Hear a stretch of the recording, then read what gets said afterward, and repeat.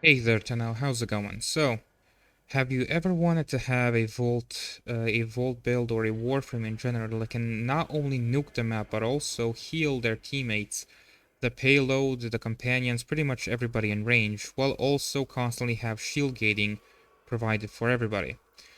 Well, such a build is possible with Volt. His augment allows you to pretty much not only keep your shields at absolute maximum all the time, but it also gives you the ability to support your teammates and even protect any payloads, including motionary ones or just regular ones. There's very few instances where it's been coded for it to be specifically unaffected by any Warframe abilities, so you're going to be rarely running into payloads unaffected by this.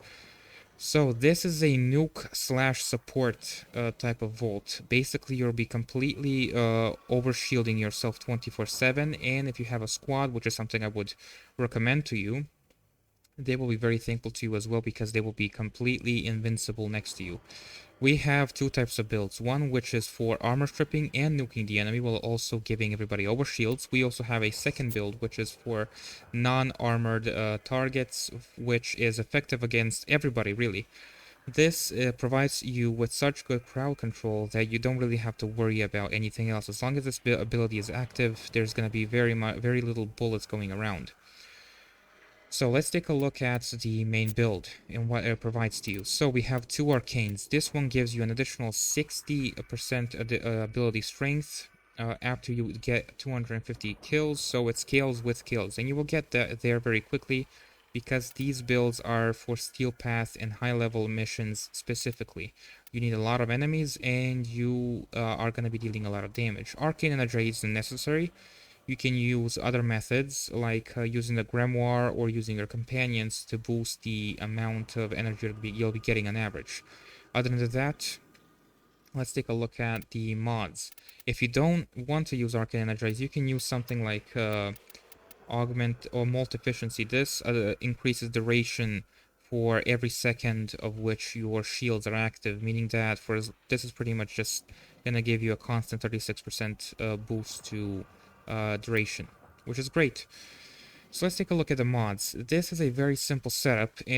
However, the only problem you're going to have is it's very strict. It's hard to modify. So we have this for the augment.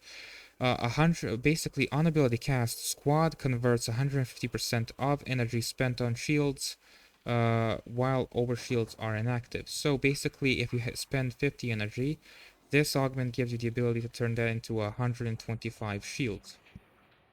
We have flow for energy max, we have ability range, we have a ability duration, we have ability range, we have the augment. I'll get into it in a second. We have two ability strength mods, we have ability duration, and we have the augment that makes all of this possible. So, Discharge Augment converts 3% of damage dealt into shields split between Volt and squad mates. What this means is basically you will be gaining shields depending on how much damage you're dealing, and this also spreads to your squad mates, their companions, your companions, and even payloads. So you can passively heal everything around you while also nuking the enemy. Of course, I will be showing you things like missions, defense missions and all that really quickly, and you'll be getting the fashion frame at the end of the recording. So let's take a look at the abilities we're going to be using. So first and fourth ability are the main ones. The first ability is a subsumption from Necros. Basically, you need around 165 ability strength to get a full armor strip. If you're just shy of that, you can just take this augment and you will be you know, you'll be filled. You don't really need to go 100% if you can't. So this is basically going to be armor stripping your enemies and leaving them prone to electrical damage, which means anybody, even heavy gunners, are going to be very easy to kill. The fourth ability is a nuke, which is also going to be our source of shields. What you need to focus on isn't really as much damage strength as possible. You're focusing on a lot of range so that enemies can chain a lot easier. We have radius of 47%. Oh my god, 47 meters. And every enemy that has been caught has an 18.8 meter radius to share with some other enemy, thus chaining and creating more damage. Basically, you don't need all of these mods maxed. Of course, you can do things like you can downgrade the Blind Rage and Frenzy of Fortitude to get a bit of a boost, but that's not really necessary. So we're really focusing on killing as many enemies as possible while also maintaining a lot of shields. So we're not really focused on duration. The Corpus and Infested Nuke type of ability is pretty much the same. We've just removed Transit Fortitude for additional ability duration and faster knockdown recovery. This is a great replacement for Prime Sure-Footed if you don't have it. So the only difference here is the ability. So this is very effective on all warframes. Basically, it makes everybody, even melee users, stunned on the map, meaning that you can freely move around without really needing to care about getting shot too much, or well, anybody else getting shot. The ability is very overpowered, however, it's pretty expensive to subsume Mesa. So let's take a look at the regular build and see what it does. Now keep in mind these enemies aren't really going to show you the full potential because there's only 20 of them. This weapon is the one that's going to be complementing our build. The Xoris is mainly an electrical type melee weapon. So basically what this does is the following. Even though we only have corrosive on the weapon, it still procs electrical damage, and the reason why that's important is because of this augment. On melee electrical status, 20% chance for the electrical melee status effects to apply to enemies within 20 meters for 18 seconds. Basically, the more enemies you catch in the explosion, the more damage it's going to deal. So this is a very default type of heavy attack build. We have Killing Blow, Organ Shatter, which increases not only critical damage but also heavy attack wind-up speed. We have Initial Combo, we have Crit Chance, we have Corrosive, and yes, this will spread. Melee damage, and we also have this mod, which is very important. It removes all bouncing, and it adds an explosion on impact. You also get an additional 3 meters of blast radius. Basically, this mod allows you to blow up the weapon twice. First, it's going to blow up by itself on impact, and secondly, you're going to use your heavy attack button while it's in air to blow it up the second time. For the second weapon, I recommend you take something that's very powerful and has a lot of spread and damage, which is the Incarnon variant of the dual Toxocyst. This weapon is extremely powerful, and I'm planning to play around with it a little bit more, but I've been using it for months now. It's extremely powerful. I'll show you how the weapon is used. For your primary weapon, take whatever you like. The reason why I took Hova Brahm is because when enemies have no armor and only have health, they're super easy to just erase. So let's take a look at how the build works.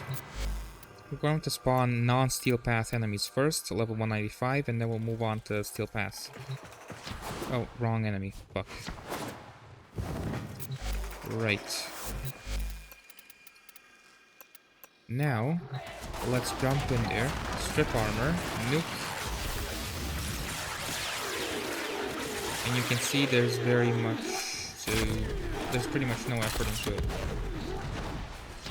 So those are heavy gunners, very tough to kill, but on average you're gonna be pretty much nuking the map. And there's only 20 of them, so let's go for Steel Path and see what happens. So we have quite a bit of crowd control, we've dealt a lot of damage, we can nuke again. Now of course I'm stalling here, you will be pretty much nuking every 2 seconds. And our energy is still up top. The other build that I'd like to show you is pretty much the same, like I said, only crowd control. As for the Archon Shards, I recommend going for ability strength, but most importantly, you'll need to have efficiency on energy orbs, Tau Forge if possible, to help you out with super low efficiency.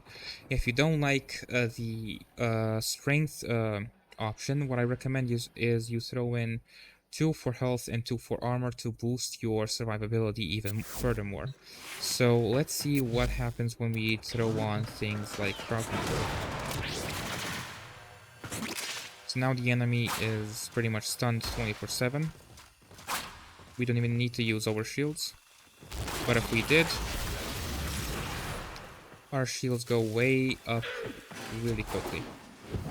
Now that's only 20 enemies. Basically, that's pretty cool, but let's take it into a mission where there's enemies spawning non-stop. So let's go first into Steel Path Conjunction, and also we'll take a look at a defense mission against Corpus enemies. And before we do that, as I promised, we'll take a look at the fashion frame. So this is a Steam exclusive skin. It costs about $7. You can see it there. The color options are, I've changed very little when it comes to the colors. It's a beautiful skin. These are the colors that I'm using here. Most of them are located either in the free one you get, which is classic, or any of the Tenno palettes. We're using the Glissanda Prime set with a chest plate, which is different. Of course, to most Warframes look better without a chest plate, so keep that in mind. For the ephemera, we're using a prime ephemera, although if you don't have this one, I recommend going on to something like this. It's also very clean looking and elegant. For the Signa, you can use this one. It can be purchased for platinum. These two are still available for now and can be only purchased with cash. So for the Syandana, we're using also a Steam exclusive, and this is the one we're using. Right, so now that we've taken a look at that and cleared everything, so let's see how this build actually works in Steel Path level 200 enemy missions. So let's take a look at that right now. Stand by for life. So let's go on and attack the enemy. Armor stripping and then nuking. You pretty much nuke the full map, and the more enemies you get, the more you can keep killing. You can see that the energy is very abundant because of our combination of Arcane Energize and the Archon Shard. By the way, the melee weapon completely ignores walls, making it pretty much nuke everybody through walls without even caring.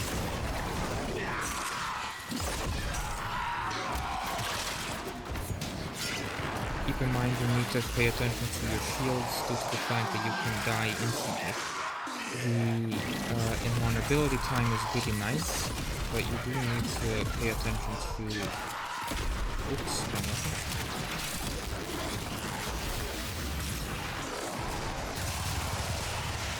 if you're going to use this build, just like any other Warframe or any other build, keep in mind that it takes a few runs for you to get used to it. So if it doesn't work out for you right away, just be a little patient, give it a couple more tries, and you'll be on top.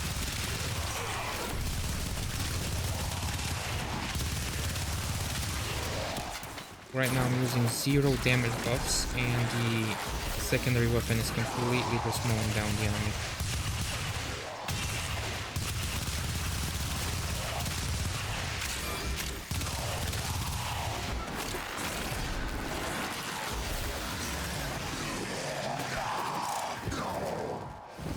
Spamming your fourth ability first will lock enemies in place, and then your first ability will strip armor, so enemies don't really spread out because they're scared.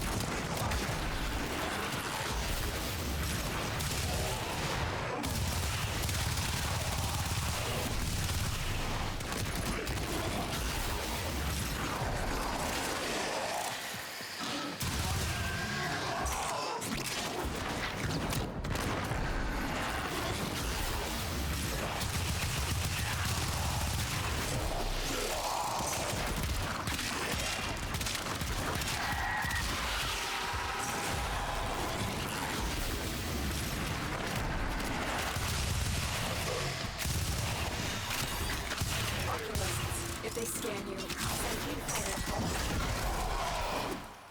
The sentient is automated. Look out.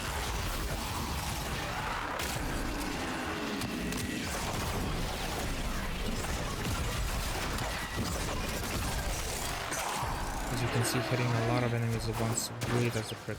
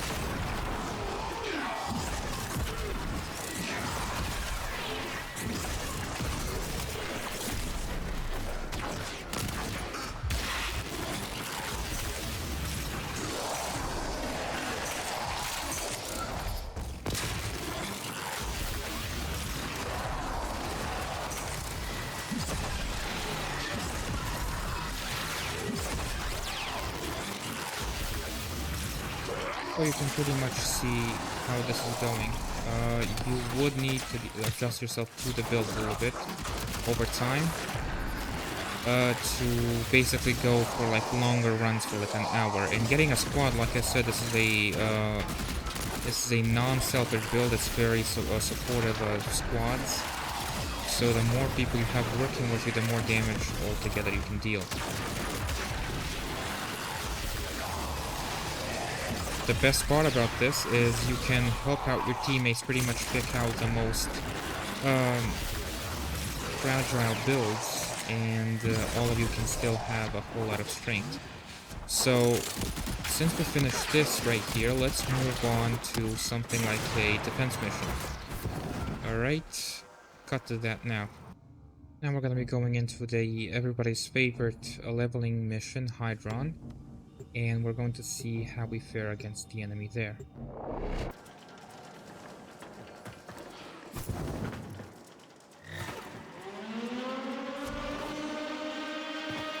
So basically the same strategy as before. We're going to be focusing on... let's actually first let them damage the target. So you can see that they're dealing a lot of damage. Before they can get their hands on the health, we completely heal the payload.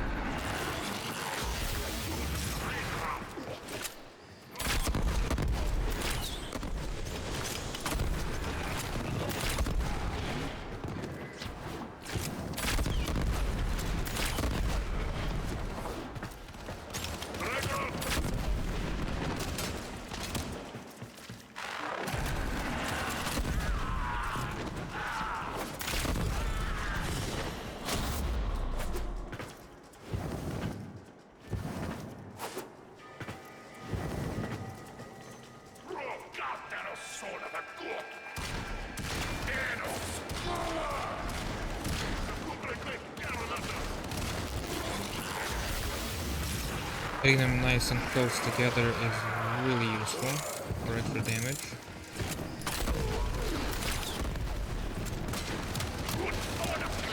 Let's get them nice and close.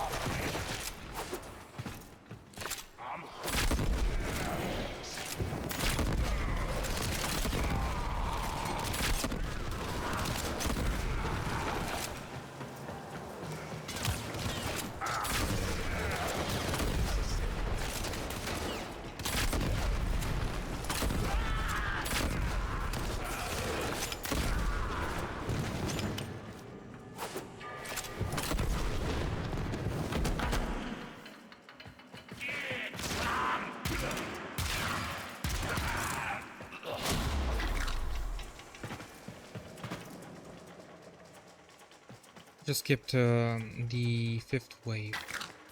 Here comes an Accolade.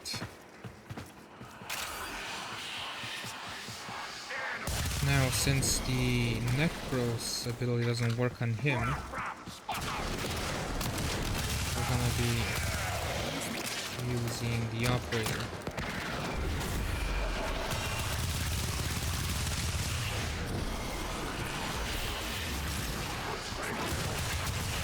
Of course, I'll show you the school that I'm using afterwards,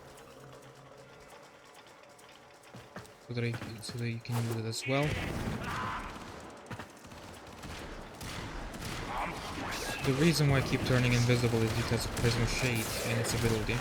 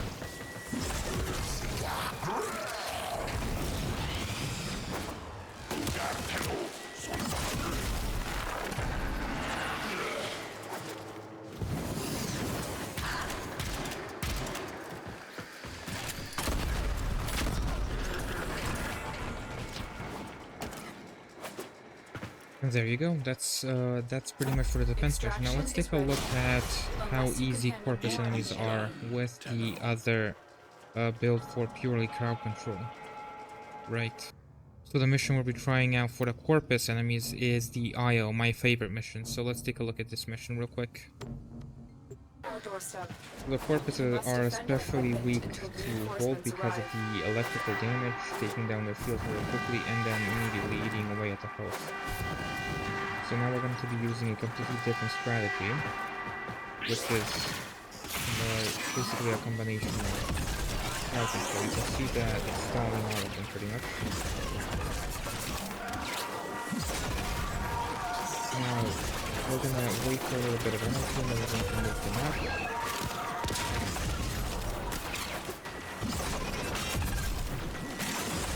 There it is. And now we can...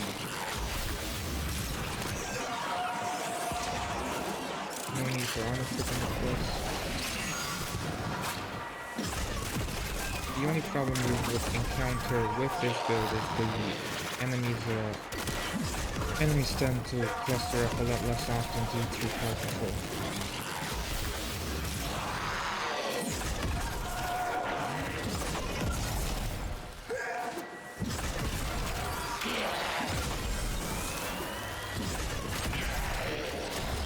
essentially, not to waste time, pretty much every wave is gonna go like this. So I'll show you one without crowd control, just for them to get a lot closer.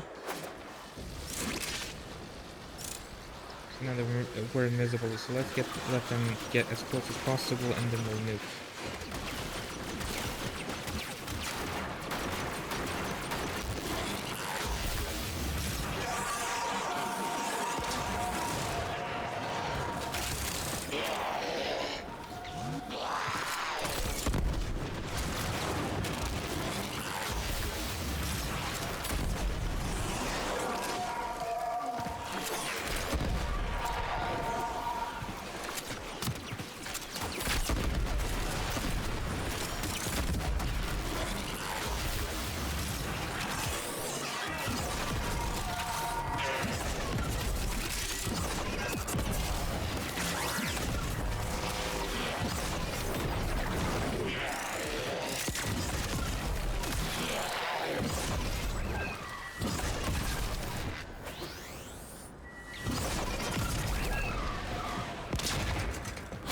Right, so not to waste any more time, that's pretty much it for the showcase of the build. Now let's move on to the operator and see what I use. Now let's go and take a look at the operator and see what I use for his school. Now, my only school that I use, and the most powerful one, is the Unairo one. The reason being is the last gasp ability. Basically, it gives you the ability to completely revive yourself by killing either 3 regular enemies or 1 Eximus enemy. And this gives you a boost of damage on the last gasp, and this is the ability I use to armor strip everybody. This gives you the capability to strip 95% of all enemy armor. Basically, well, 95% of all enemies' armors. Basically, this includes bosses like the Jackal, not the original one, but the, the what the fuck? Bosses are prone to this, most of them. All enemies are, including Eximus enemies. This is a very powerful ability to have, helping you out with Warframes or your regular abilities. This here boosts your damage. So that's pretty much the whole guide and the whole recording on the NUKE+SUPPROT Volt. If you made it this far, that's amazing. So make sure to drop a comment letting me know what you think. Make sure to subscribe if you want to see more of my content, and as always, like, and I'll see you in the next one. Thank you, Tina, for tuning in.